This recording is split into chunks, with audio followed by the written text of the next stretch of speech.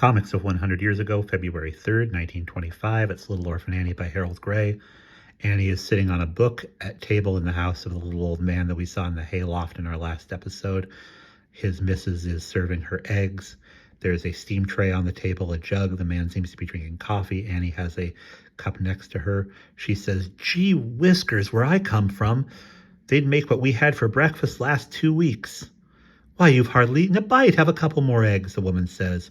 "I sure like to see a youngster eat," says the old man. Annie faces him while he smokes his pipe with his legs crossed. "Yes, and sometimes we didn't even have mush and milk regular. I can't remember a time I wasn't hungry," Annie says.